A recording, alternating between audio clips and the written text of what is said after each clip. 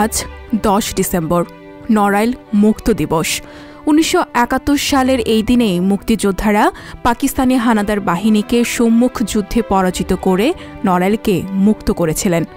ইতিহাস থেকে জানা যায় 6 এপ্রিল সকালে পাকিস্তানি হানাদার বাহিনী দুটি জেট বিমান থেকে নড়াইল শহরে মেশিনগানের গুলি ও বোমা নিক্ষেপ করে।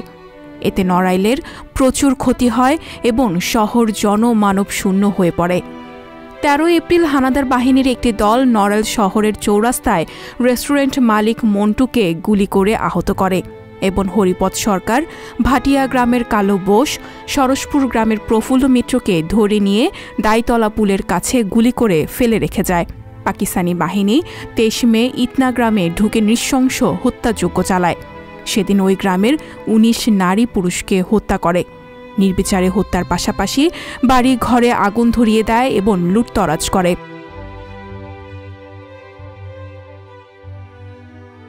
পরে মুক্তিযোদ্ধারা নড়াইলে লোহাগড়া থানায় ঢুকে পাকিস্তানি বাহিনীকে 6 ডিসেম্বরের মধ্যে আত্মসমর্পণের নির্দেশ দেন।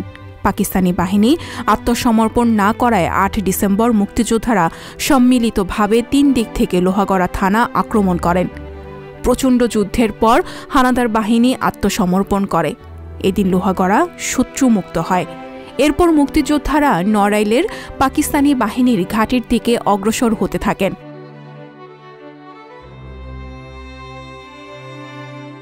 সাত ডিসেম্বর মুক্তিবাহিনী এস.এম. ফজলুর রহমান জিন্নার নেতৃত্বে নড়াইল সরকারি ভিক্টোরিয়া কলেজের দক্ষিণে মাছেমাদিয়া গ্রামে সমবেত হয় পুলিশ ও রাজাকারদের ওপর অতর্কিত হামলা।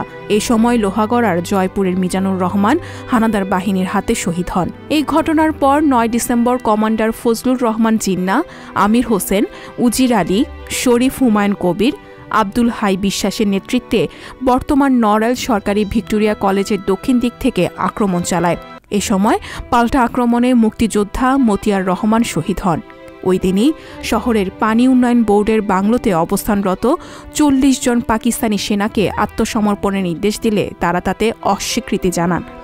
এ সময় মুক্তিবাহিনীর সদস্যরা চতুর্দিক থেকে প্রচণ্ড গোলাগুলি করেন। পরে পাকিস্তানি বাহিনী আত্মসমর্পণ করতে বাধ্য হয়।